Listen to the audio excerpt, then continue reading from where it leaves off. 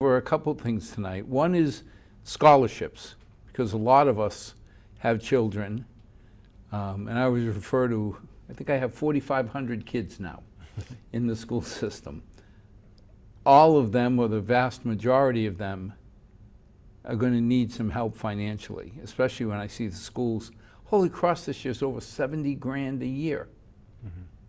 It's amazing. When we were growing up, you could have bought Milford for 70 grand. They would have thrown in Oakdale. And now that's the price of 1 year's tuition. So we want to talk about how important it is to get scholarships and what are some alternative ways of applying. But we also want to start with, how's the school doing? And the best person we could think of is the architect of the school, the principal.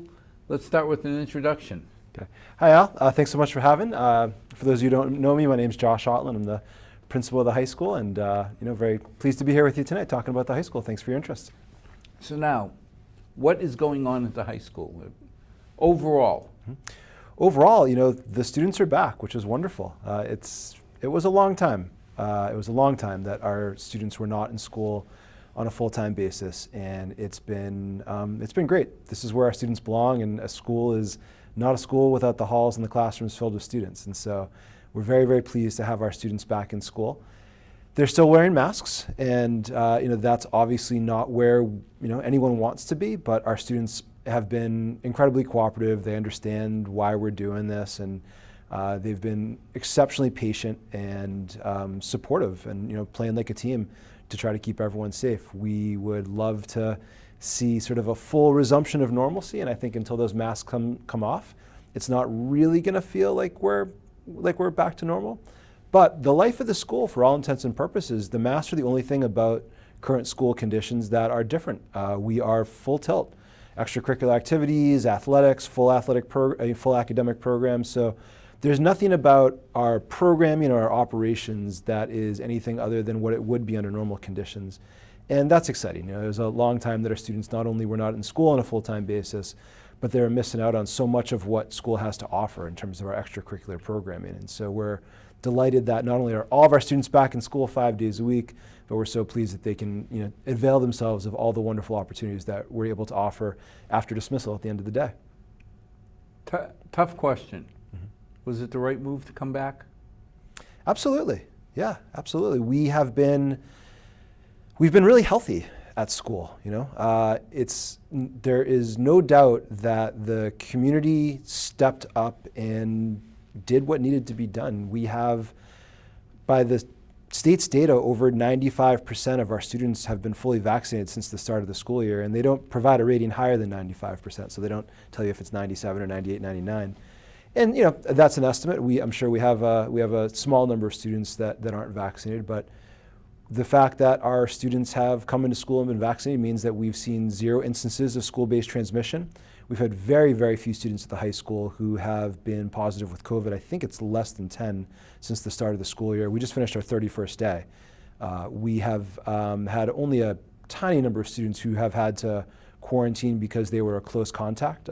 All the students who are vaccinated, if they are exposed to someone who's positive, they're not required to stay out of school. So I think on that front, if we had come back to school and we saw a lot of kids getting sick, or if we saw a lot of students who needed to be quarantined, that would have suggested that we made an error. But I'm very pleased to report that that has not been the case, and school's been a healthy place for students. Well, not having data, I'm glad that what you're saying is 10 kids is less than 1%. Correct. But watching the email, which comes out that says one child at Stacy or one child here was detected positive. The fact that I'm reading one child, and it's every week it's another child somewhere else. That to me feels like we're winning. Yeah, and I think something that is grounds for optimism is if you are looking at those emails that Dr. McIntyre is sending out about cases, they are not exclusively, but they're almost exclusively with the younger students who've not yet had the opportunity to get vaccinated. And so I think what we've seen, and Stacy's a mix, right? Some of the students at the middle school have had the opportunity to be vaccinated and some haven't. At the high school, everyone's had the opportunity and almost everyone has taken advantage of that opportunity, and the results have been excellent. And so I think there's reason to be hopeful that once younger students have the opportunity to get vaccinated, that that's really gonna, I hope, push us over the top. You know, we saw with the onset of the Delta variant that no one can really predict, you know, the direction that this thing is moving in, but even with the onset of the Delta variant, having almost all of our students vaccinated has allowed us to come back to school and to stay safe and healthy. So now how has the school changed? Because again, I used to kid Kevin about one new kid per year. Yeah. All of a sudden you're getting 50 and So we're facing pretty significant pressure from enrollment growth at the school, and it's both in terms of the absolute number and in terms of the types of students that are coming to school and how our demographics are changing. So we have enrolled in Milford High School right now approximately 1,290 students. And over the past, if we go back 6 fiscal years to FY16, that was the lowest enrollment point in what I would consider to be sort of the modern era of Milford High School. And that was, I think, was 1,067. Hey, wait a minute. We were the modern era. You were the modern era. This is the second modern era. So, you know, back in fiscal year 16, there was, according to state data, there was 1,067 students enrolled at Milford High School. And we're at 1,290 right now. And so that's 19% growth over the span of 6 fiscal years. I actually just did some analysis because I wanted to put that into context. Is Milford, is this normal? Is this what other communities are going through? Is this exceptional? So our rate of enrollment between FY16 and FY21, I don't have FY22 data on other schools. I have it on our school, but I can't find out at Hopedale or Mendon. You know, it's not publicly available data. But if you look at FY16 to FY91, and you compare us to the 224 other what I would call general high schools in the Commonwealth, not vocational schools, not charter schools, 224, right? We're 12 out of 224 in terms of enrollment growth over the span of 6 years. So that puts us, I believe, in the 94th percentile. So between 16 and 19? 16 and 21. Oh, and 21. FY16 and FY21. So the rate of enrollment growth that we're seeing in Milford is truly exceptional. There's, our enrollment has grown faster than 94 and 95% of all high schools in the Commonwealth over the past 6 years. And so that enrollment growth obviously creates some pretty significant challenges for us. And when that enrollment growth happens on an annual basis, right, and we're coming up 3 or 4% a year, that's relatively manageable. We had a really big jump from last year to this year. And so I believe we're up almost 4% on the year. So that's a lot of growth really quickly. And so that's created some challenges for us. And the type of growth has been extraordinarily challenging. The growth has been largely driven by English language learners. So we are just under 17% English language learners right now. So we're at 16.9. So that's almost 1 in 5 students at Milford High School is taking English as a second language classes. Again, I did the same analysis on our growth in English language learners from FY16 to FY21. We went up, I think, 8.6 percentage points over that 6-year period. And I believe we were ranked 5 out of 224 high schools in the Commonwealth in terms of that growth, which I believe put us in the 98th percentile. So the growth that we're seeing in English language learners is exceptional. Right? So not only is our overall enrollment getting bigger, but the percentage of our student body that is comprised of English language learners is getting bigger. And we are, privileged to have the opportunity to work with immigrant students and their families to help them be part of the American dream.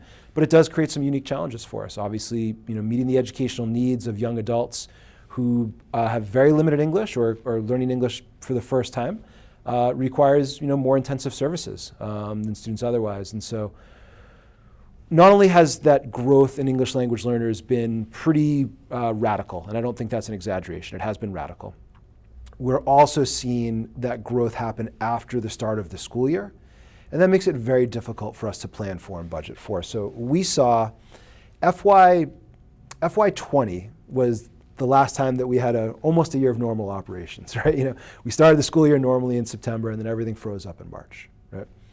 So from the end of FY 19, so if we go to June of 2019, to when we closed schools for the pandemic, right, in March of 2020, so we're talking about 8 or 9 months in there, right? We had 68 English language learners new English language learners that came into the school. And I should say that's net, right? Because we do have some students leave. That's 68 net over an 8-month period, right? So from last June of 2021 to this October, we've already netted 68, right? That's in 4 months, right? So the last time we had normal operating conditions, we netted 68 students over 8 months. We just netted 68 students over 4 months. So when we submitted our budget request, which was developed originally back in December, we projected a certain level of growth, but to be very candid, the growth has vastly surpassed our expectations. And so that's creating some significant operational challenges for us in order to do right by those students. But 50 kids a year, I mean, I think of Brookside, Memorial, what do they have, 250 kids, 300? I'm not certain, to be honest with you. But it's in that range. You're adding a new school worth of kids to the high school in 4 years. It's significant. It's significant. So we are that we feel that pressure in a number of ways, everywhere from how many kids are sitting in a classroom at one point in time to what we can offer programmatically. It's challenging. Fundamental question that everybody wants to know, but everybody's scared to ask. Mm-hmm. If I send my child to the Milford school system, mm-hmm. will they get a good education? So I think the proof is in the pudding, right? And I'm very proud to share with you, and I think that you and many members of our community know this. If you look at where our top graduates go on to college and university every year, they go to the most selective colleges and universities anywhere in the world, right? So I think about our valedictorians and salutatorians from recent years, just the past couple. We have Harvard, we have Cornell. So we have a very high caliber academic program at Milford High School. So for students that are ready to achieve at the highest levels and who are ready to work at the highest levels, we have the programming to meet their needs. And so, I think we could talk about test scores or any other measures, but I guess to answer your question, can my student get an excellent education at Milford High School? I'd say look at where our top graduates go. They go to the best college universities in the country. Before we talk about test scores, because there's some confusion there. Mm-hmm. I've always said, school committee, you're not a good judge, you're biased. Mm-hmm. People in the community, I'm not a good judge, because I'm biased. I have 4,500 kids in that school system, and yeah, I think they're the best of everybody because they're Milford kids. Mm-hmm. But the colleges are totally unbiased. Mm-hmm.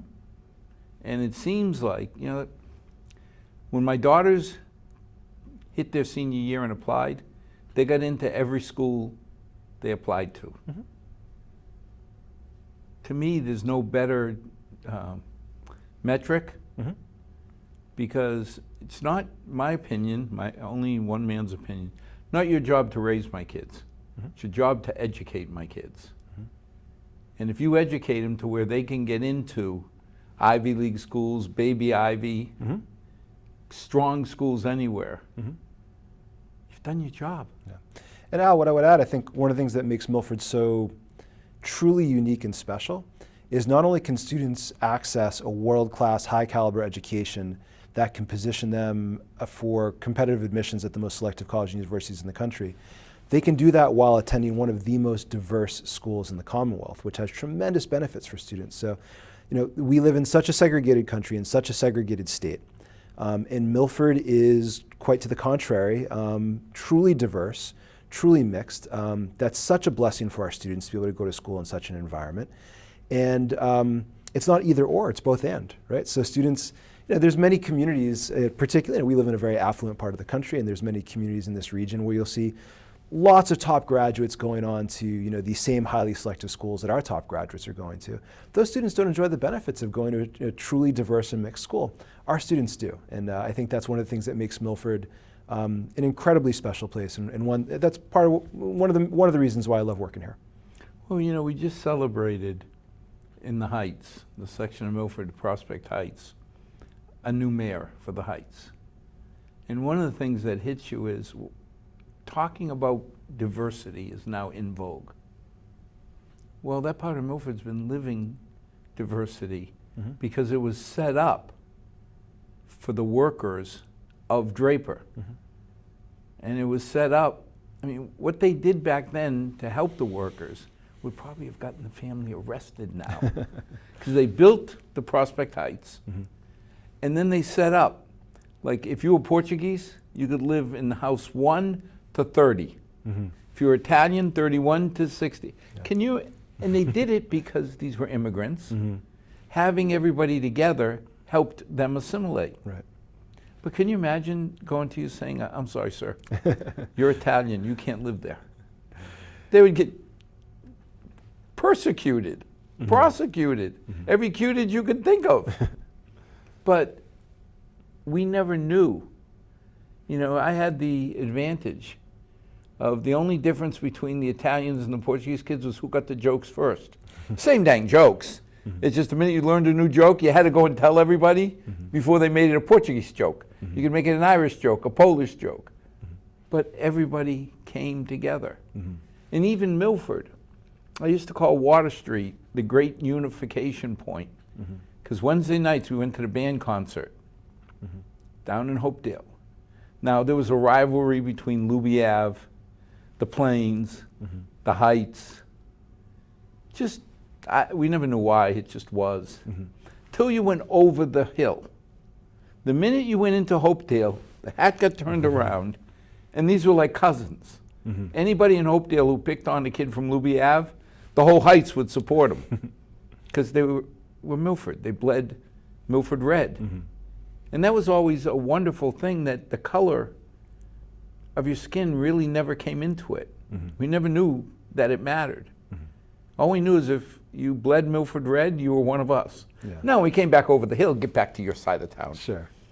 But you know, it was a wonderful life lesson that we all came together, and today we still get together once a year to celebrate the 6 nationalities.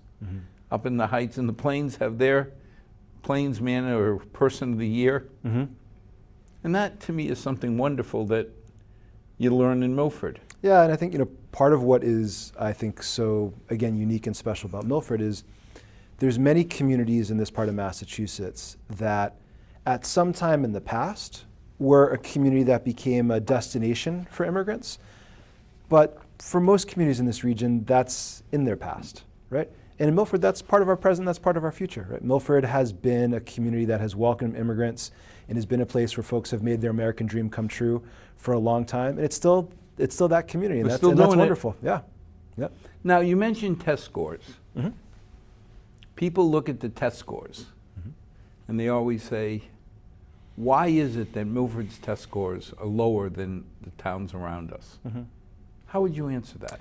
Well, something that is an indisputable fact, and it's not a nice fact, but it's a fact, is that income predicts educational achievement very, very strongly. And so I wish that wasn't the case, but it is. And one of our challenges as educators is to try to work with our students regardless of how much advantage or disadvantage they're facing in their life, meet them where they're at, and try to help them achieve at the highest possible levels. But the truth of the matter is that if you look at how schools are ranked and rated, and you were to look at, say, the median home price in that community, or if you look at the percentage of students that are receiving free or reduced lunch in that community, it is a linear relationship. And we can show that. And so that's not unique to Massachusetts. That's a national phenomenon here in the United States of America, and I think that's one of our great challenges. You know, we want to believe that our schools can be the great equalizer, that, you know, students, regardless of their life circumstances, can come into our school. Everyone has an equal opportunity of being successful, and sort of, you know, it's a nice story, but regrettably it's not true. Income is highly predictive of most measures of educational achievement and attainment. So, Milford High School right now is a school where this year, 51% of our students are eligible for free and reduced lunch. 50%? 51%. And so we've sort of crossed that threshold. And a fact that I may have shared with you before, Al, but I think it's one that bears repeating. I think it's important for folks to understand is that the threshold for a family of 4 to be eligible for free and reduced lunch is a gross household income of $32,000 per year. That is difficult for me to fathom how a family of 4 in the Milford area survives on under $32,000 a year. That's 51% of our students at Milford High School right now. And so our test scores track accordingly. So if you want to compare Milford to Holliston or Hopkinton or Medway, you're always going to be disappointed in our test scores. Now, Tommy Davern, when he was running Middle School East, I always loved his attitude. He got in there and said, "This is my school. You're trusting me with your kids. I'm going to do everything in my power to make sure they get a good education." So one day I went in and poked the bear. I walked in and said, "Tommy, why do your MCAS scores suck?" Pardon my French. And he said, "Because you're ignorant." I said, "Okay, educate me." And he showed me that Milford performance was not Gaussian, it was bimodal. That our top kids, and he said it, he said, "I'll put our top kids against any of the schools you want to pick around us, any town, our top kids will rank as good or better." Absolutely. He said, "But we have a lot of immigrants. If I put you in China and said you're going to take your test in Mandarin in a year, how do you think you'd do?" And it really hit me to say, wow, that really makes me feel better, because the top kids are still the top kids no matter where, if you took them and put them in any school around us. Yeah, it's extraordinarily difficult to measure school quality in a simple quantitative manner, right? Schools are pretty complicated organizations. We do a lot, right? And we certainly do a lot more than just teach math and English and biology. And those are the standardized test scores that go into sort of school ratings and rankings. There's a lot that goes into school quality. It's really hard to measure. However, I believe that we've made a grave error in the United States, particularly in the past 20 years, in communicating through our policies to taxpayers and citizens and parents that once you look at the standardized test scores of a school, you have all the information you need to judge whether or not your students can get a quality education there. That is, regrettably, it's a myth, it's a fallacy, it does not hold up against empirical analysis. And I think that parents themselves are in the best position to judge whether or not they believe their students are getting a high quality education. And I hope that if you were to speak to parents of Milford High School students, that by and large they tell you they're very, very pleased with the quality of the education that their students are receiving. Now, We haven't gotten into the politics that my old stomping grounds in Northern Virginia have. I was surprised when I heard the statement that parents should not be involved in their children's education.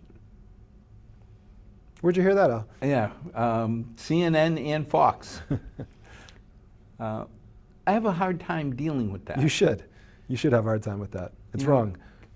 What is more important than my children to me? And the second layer is the other 4,530, But to Milford residents, our kids are our jewels. What is this idea that we shouldn't want to be involved in their education? I don't know, Al. I don't think I can articulate for you the thinking there, because it seems to me completely wrong-headed. The way that we help our students achieve at their optimal level is by partnering together with their families. It's when the family and the school and the teachers are working together as a team that we can help our students achieve their fullest potential. So I think any idea to the contrary is nonsense. Well, I'm glad to hear that, because I remember when my daughter first came to Milford, Jose Vieira was principal of Brookside. And I asked him, because I've known his family, my parents knew his family in the old country. I said, Jose, what do I have to do to get the best education for my daughter? He looked at me point blank and says, be involved. I said, that's it? He goes, yeah. Be involved. Work with the teachers. Get on the school councils. And they will help you design and implement the best curriculum adjustments. And that always just hit me because it seemed like, well, my children, of course I'm going to be involved. But then I hear from teachers that too many of our parents aren't. You know, and today it seems like too many of us are asking you not only to educate our kids, but to raise them. Well, we certainly, I mean, we have a lot of members of our community that they're struggling, right? You know, and they do need help. And I think one of the challenges that that we face in trying to partner with families, and I think we've come a long way in recent years, but we have a long way to go, is being able to meet our families where they're at. And I think a big part of that is meeting them where they're at linguistically, right? So right now at Milford High School, 1 in 3 families needs us to communicate to them in either Portuguese or Spanish. You know, while 33% of our families require someone to communicate with them in Portuguese or Spanish, we do not have 33% of our team who's ready to communicate with families in Portuguese and Spanish. We are incredibly, incredibly fortunate to have a number of colleagues on our faculty and staff who are in some cases, trilingual, and those folks are incredible assets and super important to doing right by our students and doing right by our families. And we have a wonderful team of translators and interpreters, but you know, it's hard to keep pace with the rapid growth of families for whom English is not their first language, and it's not a language in which they're yet able to, you know, talk about education and talk about business. So, you know, we have some families who I think would love to be more involved, but those linguistic barriers create, you know, really significant obstacles and hurdles. And so, you know, I think one of our obligations and duties as a district is to bring more and more bilingual and trilingual people on our team and to employ as many interpreters and translators as possible so that parents are not sort of blocked from participating in their students' education because of those linguistic barriers. Now, this is not a new challenge in our country, right? Every generation of immigrants who's come to the country, particularly parents who don't speak English, have struggled to fully engage in school in the same way that, you know, their English-speaking neighbors have. You know, I think today in 2021, there's an expectation that the schools are perhaps doing more to meet those parents where they're at than they were in, say, 1961 or 71 or 81 or even 91, for that matter. And, you know, I think that that's appropriate, right? But it's still tough because my father was one of the most educated, uneducated people. He came from Portugal. They were from the back part of Portugal. He had his 4 years of school, and he showed up here. I used to admire that every time there was a school activity, my father would put on his little hat, put on his coat, and he'd show up. And I knew he was oblivious to everything going on. But somebody had told him, you owe it to your family to show up to these school events and show support. And even somebody who didn't know what was going on taught me a lot of good lessons that I was so proud that he was there. Yeah. And certainly, you know, as parents and educators, our actions always speak louder than our words, right? And if parents are showing up at the events, right, that says to their students something very important about the value that they place on schooling and education. And I think, you know, when we talk about your father, something that shouldn't be, I think, overlooked in that story, and you can appreciate this much better than I can, is that for an adult who has immigrated to a new country, they don't speak the language, to go and show up at school and to try your best to participate in these events and be present, that takes a lot of courage. You know, that takes a lot of bravery. It's not an easy thing. I hadn't thought about that. That'd be scary. Absolutely. It had to be frightening very to my intimidating. father. Very intimidating. But boy, seeing him in the front of the assembly really did have an impact. So I hope that we're doing what we can to encourage people and make it a little less frightening for the parents. Yeah, yeah. You know, one of the things that I think that I'm very proud of, and I think is a sign of some of the good work that we're doing in the Milford Public Schools right now, is not only are we investing significantly in bringing interpreters and translators onto our team, but we're investing in technology that can really help to improve accessibility for families that are not speaking English. So it's not a huge thing, but it makes a big difference. We've invested in a lot of wireless headsets so that folks can come to a meeting that's being conducted in English and they can get real-time translation over the headset in Portuguese or Spanish. You know, that wasn't an opportunity that was available to your father, No. right? And that's a beautiful thing that we can offer that to families today. And you know, it's exciting that, you know, we have some other technologies. We use an application called Talking Points, which is a text messaging service where I can write to a parent in English and it instantaneously gets translated into their native language. It's software, right? So it's not perfect, but it's workable, right? So we're also fortunate that we live in an age where technology is helping us to, I wouldn't say overcome linguistic barriers, but cope with those barriers a little bit more effectively. But you know, the fact that you're trying means a lot to the parents, to the immigrants. Because here they are in a foreign country, they're struggling to assimilate, and you're coming, maybe your grammar isn't perfect. My grammar still isn't perfect. You know, my English is okay, but it could use a lot of improvement. But the fact that you're trying, you're giving it a try in Portuguese and other languages. You know, and I'm always amazed at how many languages are spoken in Milford High. Goes a long way. Yeah. Well, you know, as I said earlier, you know, we believe really strongly that the way we help students achieve to their potential is by partnering together with families. And if we're not working to communicate with families, how can we possibly partner together? Now, you mentioned that a significant, 51% of our families are living on 32 grand a year. Or less. Or less. And we talk about schools. So, you know, the dream of most immigrants is that their children will do better than them. They don't have to be making $1 million each a year, although that would be nice, but they'll do better. Yep. How does somebody afford? You know, I look at Northeastern, that other Jesuit school, BC, Holy Cross, they're all 70 grand a year. Even the state schools, by the time, I can't figure this out, but you know, tuition and then fees and schmees and peas, it comes out to 30 grand a year. Yeah.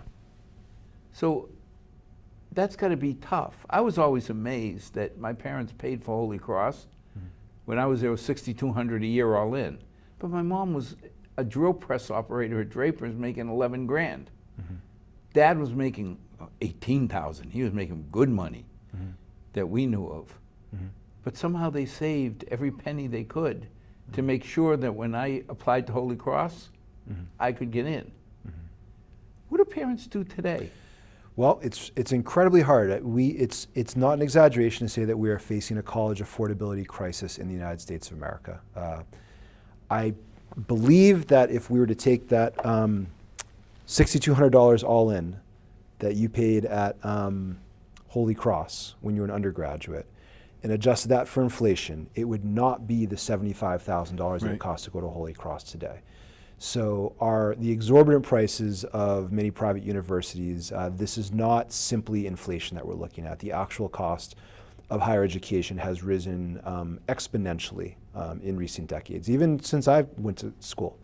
I graduated from college in 2000, so you know I'm 21 years out at this stage, and the cost of college has increased, not quite doubled in that time, but almost doubled. But salaries haven't.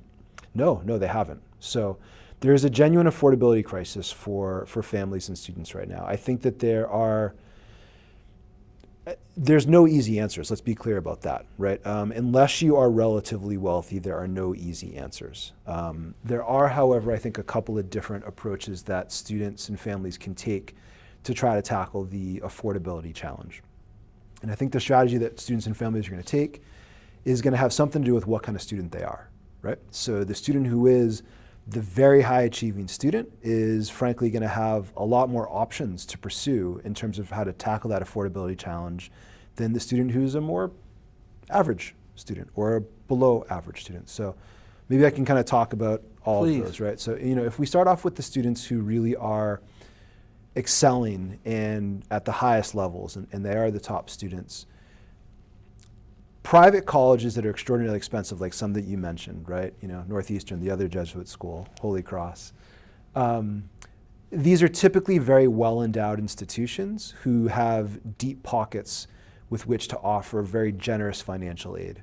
So for top students, it's not unusual if they can gain admission into these highly selective schools that they will receive financial aid packages that will make the cost of attending lower than what they would get at UMass, right? And that's typically their strategy when they're looking at sort of top students, is they say, let's make sure if there's financial need that we're gonna make it so that if they have to choose between us and the top state college, that they're going to choose us. We're gonna come in a little bit lower than what they're gonna get at the top state And I college. think that's something people have to understand, because when we grew up, you applied to UMass as your safety school.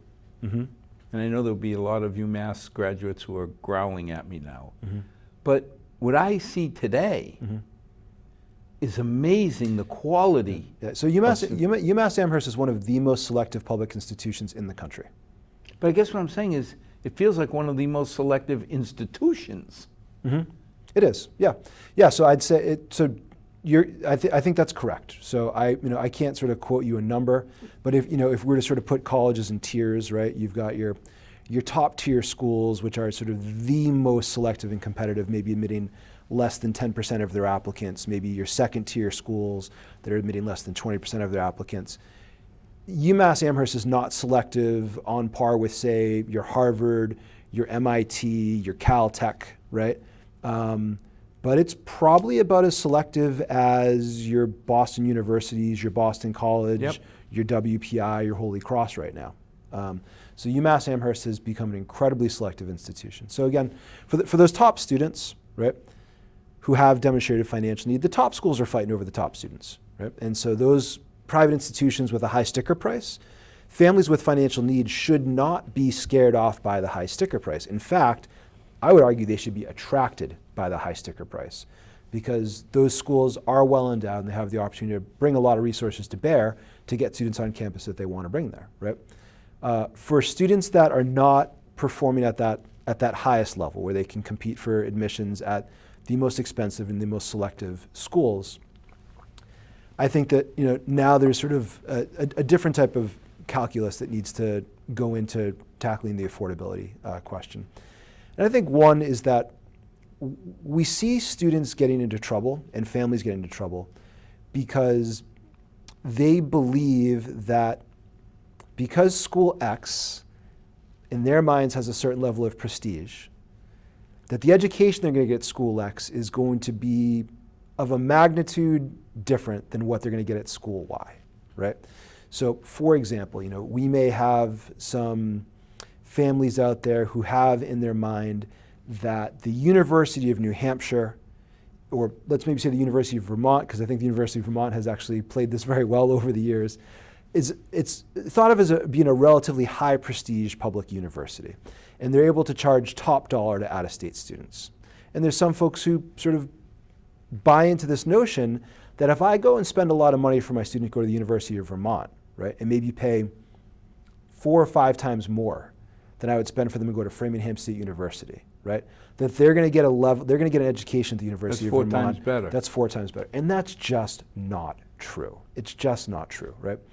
So at virtually any university here in the United States or college, you're going to find talented scholars, right? The professors, whether they're adjunct or full-time, these are accomplished, talented scholars. And for the student who wants to work hard and take advantage of the brilliant people that are in front of them, they can get a phenomenal education. So I think that one of the ways that families and students need to address the affordability challenge is they can't get lured into the prestige trap, right? And they can't sort of buy into this myth that just because the campus looks like a country club and just because the tuition is so much higher than this school over there, that, it must be better. Well, it's just not true. And they got to be careful, in my mind, of their own prejudices. Because when I applied to UMass, it's not the UMass of today. And the affordability factor has really played hard, because if I'm a high school student and I'm going to choose a school, I can choose a private school, and it's $300,000 investment. I can choose a public school like UMass, and it's $200,000 investment. I can look around, and a lot of kids are saying, yeah, it would be nice to go to a fancier school, but education-wise, I'm going to get the same degree. And when I look around, there's probably, maybe not exactly as many, but a lot of top students that decided to go to UMass because they're not going to pay 70 grand a year, they're going to pay 30. And they're getting a world-class education at UMass Amherst and many other public colleges and universities here in the Commonwealth. All the UMasses. Our students here in, you and I, we care about Milford, right? And our students in Milford are incredibly fortunate that the public university system in Massachusetts is amongst the very best you're going to find anywhere in the world. So even at Massachusetts public colleges and universities that we might consider to be the least selective of the group, students can still access an outstanding education at these schools. I think the last thing that I would share on affordability that I think it's really important for families and students to think about, particularly if you're looking at public options here in Massachusetts, is what's called sort of the A to B pathway, and that stands for Associate's to Bachelor's degree, right? And so this is not a new idea, right? Start off at a community college, earn a 2-year associate's degree. All of the credits that you've earned at a Massachusetts community college must be accepted for transfer at any of the public 4-year universities in Massachusetts, and then go on and complete your bachelor's. So if affordability is going to be a major challenge for a family, and let's say a student were to go and complete an associate's degree at Mass Bay Community College for 2 years, and then go and spend 2 years at UMass Amherst earning their bachelor's degree, right? With no other financial aid, just by going that route, associate's to bachelor's, that takes 1/3 of the cost off the bachelor's degree right there. 1/3. Yeah, and the piece of paper, unless Same- I'm wrong, same diploma. says UMass. It Same doesn't say diploma. UMass Light. Correct. It is a UMass BS. Correct. So for families that are trying to wrestle with the affordability challenge right now, I think that more folks should be looking at the associate's to bachelor's pathway than perhaps there are. It represents a tremendous value. 1/3 cost saving is nothing to shake a stick at. That's a lot of money, and if families are stressing over how they're going to afford college, I think that needs to be one of the options they're looking They at. should look at it. Yeah. But I'd also say, I know it costs $50 or $60 to apply to the elite schools, but if you can afford it, try it. Because even though it says it's $65,000 to come here, there are schools that accept without looking at need base. So if you get in, because we have such a big endowment, we may be able to give you a scholarship that takes the cost off in half or more. Yep.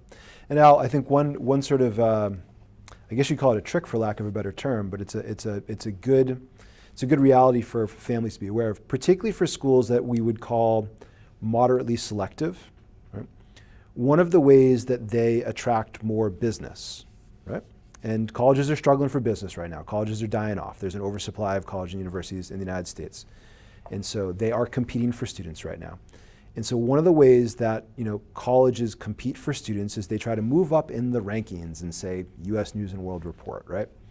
And again, some of the rankings we have as schools based on MCAS, I think it's a very questionable system. But you know what? It's a system that a lot of people buy into. So one of the things that they want to do is they want to bring up the average SAT score of their admitted freshman class, because this is one of the metrics that's used in school rankings. So a strategy that I think is worth pursuing for folks is, let's say that a student has a combined SAT score of 1,000, right? And they're applying to College A and College B. At College A, the average SAT score is 850. And at College B, the average SAT score is 1,100, right?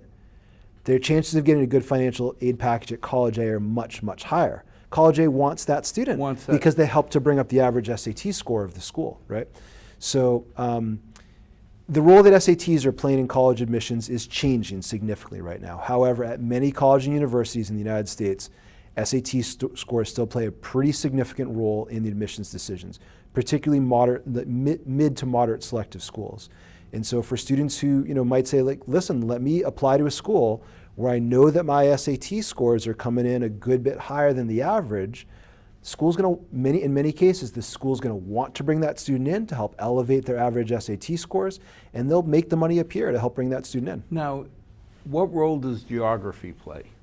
Because I've been told certain schools, if you're, this is horrible to say, but depending on your demographic, it's a lot harder to get into a Mass-based school if you're a Mass kid versus if you applied to the same quality level in North Dakota. Right. So there is truth to this, particularly at the highly selective elite schools, right? So highly selective elite schools, for a variety of reasons, like to be able to claim that they have a very diverse incoming freshman class, and they're measuring diversity across a number of different factors, geography being one of them, right? So when we're looking at the most elite and selective private institutions in Massachusetts and New England, our students in Milford are probably going to be facing stiffer competition than the student from North Dakota, and vice versa, right? For our student, Yeah, we're not picking on North Dakota, it's just all those other states. Right, yeah. So, so for example, we may have a student who cannot get into schools of a certain level of selectivity here in New England, but should they maybe apply to schools of comparable selectivity in, say, Ohio, Indiana, Minnesota, Pennsylvania, they might find themselves being significantly more competitive. Yeah, and it kills me when I look at kids applying to state schools. Now, I'm glad they apply, but why would I pay an out-of-state rate at a state school that's as good as UMass Amherst? I'd say, please, at least apply to UMass Amherst. Because again, you may find the affordability. First of all, you're starting on state rates versus out-of-state rates. But it just amazes me when I see kids, I applied to University of so-and-so. Yeah. Did you apply to UMass? Well, no. Yeah, and I think your point's well taken, but it's also worth noting that the cost of attending the flagship university in different states can vary very, very widely, right? So, and UMass Amherst, it's not inexpensive for Mass residents. It's still, I think, paying for a year's tuition at UMass Amherst is a big lift for a lot of families, and so. If UMass Amherst is our sort of flagship school, and we were to compare that to, say, other flagship campuses in New England, particularly UVM in Burlington and UNH in Durham, right? We're going to see that paying in state at UMass is going to be better than more affordable than paying out of state at, University of Vermont, University of New Hampshire, UConn down in Stores, right? But if you were to start going into other parts of the country and looking at their flagship campuses, say in the southeastern part of the United States, southwestern part of the United States, you might find that the flagship campuses of those respective schools could be significantly less expensive than the cost of UMass Amherst. Now, we talk about scholarships. I got to come up with whatever amount of money, be it 60 grand a year, be it 30 grand a year. Yeah. I don't know that you can go much cheaper. I mean, obviously, we talked about the schools are going to offer you grants and scholarships.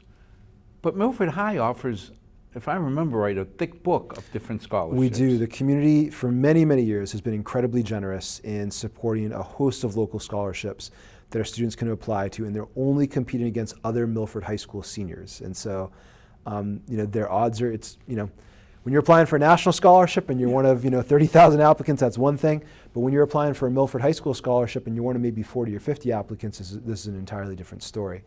I think it's worth noting that our local scholarship programs at Milford High School, students aren't going to walk away at scholarship nights with $15,000 in their pockets, right? But when we talk about the financial aid packages that you're going to receive from college, right? That's going to help with tuition, it's going to help with room and board, it's not going to help with books, and it's not going to help with living expenses, right? So college financial aid packages are not covering that, right? So even if you receive a generous financial aid package that substantially reduces the cost of room and board and tuition, you're still going to have substantial out-of-pocket expenses for books and computers and living expenses. And that's where our local scholarships can, I think, really be a game changer for students, especially students that are struggling with issues of affordability. So, we will have typically at awards night, we'll have a small number of students, maybe 2 or 3 students, top students in the class, who are going to walk away with a pretty significant chunk of money, in their pocket. But, we're probably going to have another 40 to 50 students on awards night who are going to leave with, somewhere between, I would say, $500 to $2,000 in their pocket, at the end of the night. And as you and I know, like, that's a lot of money. Well, again, look at the numbers that you quoted, $32,000. If they walk away with $3 grand, that's a significant amount of their pay. Absolutely, yeah. So, I think in general, there's a lot of students who don't apply for scholarships because they assume that they're not going to be competitive, and they're taking themselves out of the race before it's even begun, right? You can't hit the ball if you don't swing. And so I strongly encourage our students and families to compete for scholarships. There's no way they can possibly win these awards unless they compete. And again, I'm a senior in high school. I hate to be cold about it, but you got nothing better to do. You see them working out there for $12 an hour, where investing an hour or two could get you. My daughter applied to Target, national. Didn't feel, sitting there saying, we're not going to get anything. They came back with $1,000. And she got 2 other $500 ones. Well, all of a sudden, you're sitting there saying, this is real money. Yes, absolutely. And, okay, so she didn't get to go out that night. Benefit number 2. I shouldn't say that. But, realistically, the parents can have a huge impact by starting early, in my mind, saying you're going to apply. Because some of these scholarships, like we have a scholarship for children and grandchildren of the class of 74. 2 people apply. What's your odds? 1 out of 2 is going to get it, or in our case, we give it to both.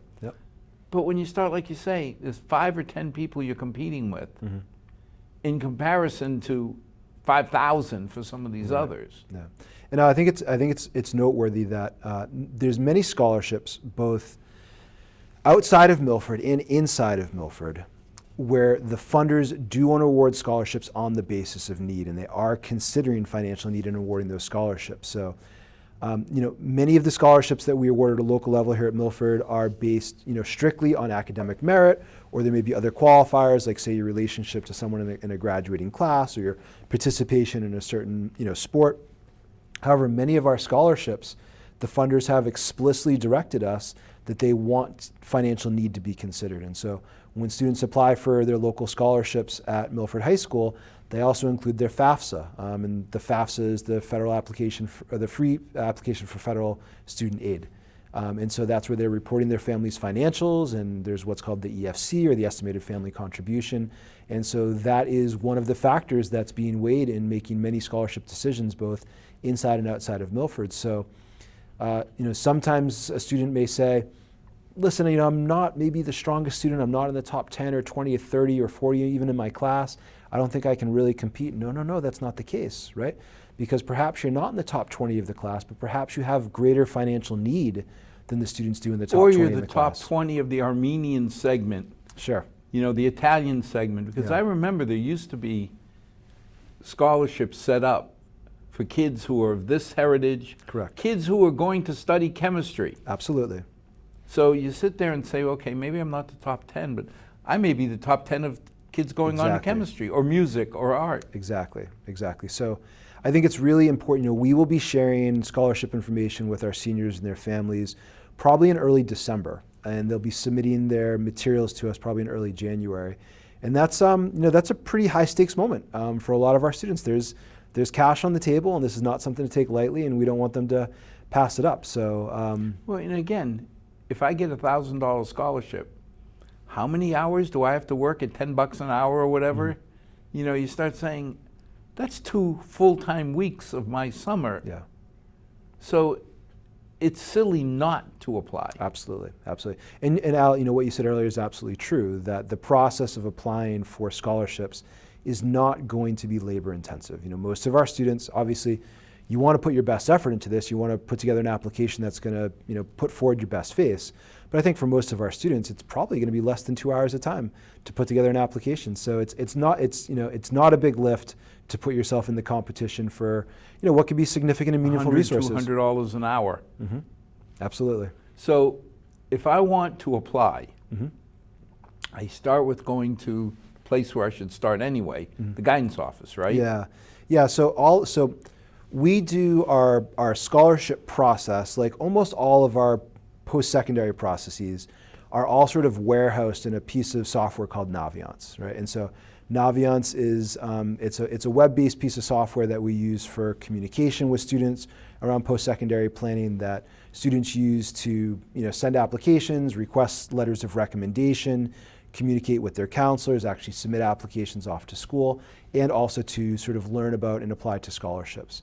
The mechanisms by which students apply to scholarships can be a little bit different. So there are some scholarships where the students simply apply through Naviance to Milford High School, and then we take care of the rest.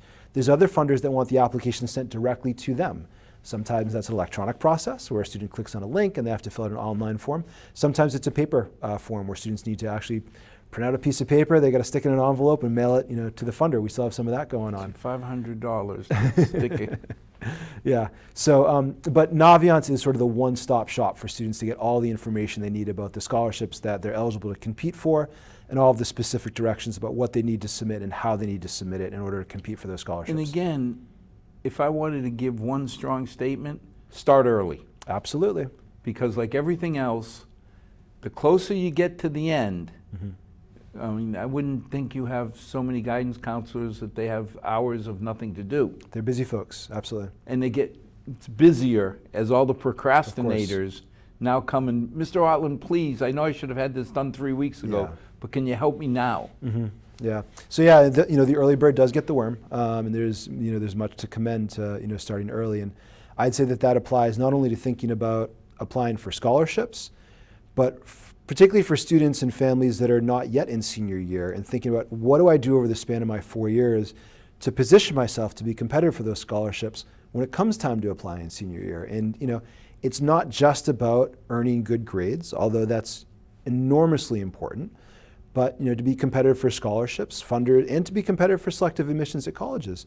They want to see that students are well-rounded individuals, that they're involved in the extracurricular life of the school, whether it's fine and performing arts, athletics, or both. They want to see that students have invested time in making a positive difference in their community through community service.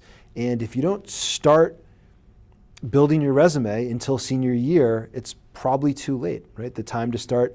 You're going to rush it. Yeah, and so really the time to start establishing those credentials are in 9th grade. And fortunately, it's not just about establishing your credentials, it's also about getting the most out of high school. The students that are involved in the extracurricular programs, the students that are making a positive difference by giving back to the community, 100% of the time, they're having a superior high school experience. So it's not just a means to an end for something in the future. It's not just about getting to college and about competing for scholarships. It's about having a quality experience at high school. Thank you. As always,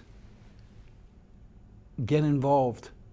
Don't leave it up to your high school student to drive it. Talk to them. Get them to ask their guidance counselors for help early. The earlier, the better. Because as you get near crunch time, the guidance counselors are going to feel the pressure. And then, they only have so many hours. But the most important thing to understand is you can get a great education at Milford High.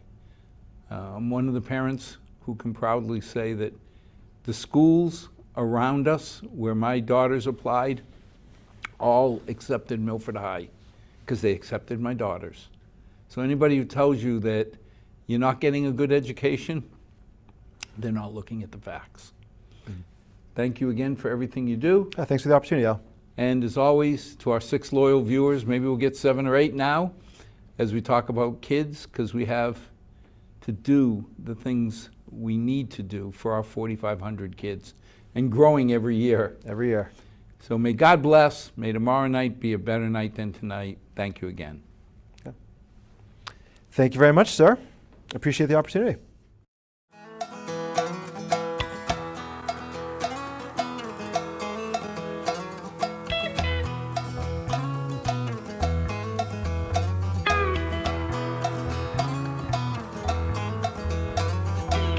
too long since I've been home.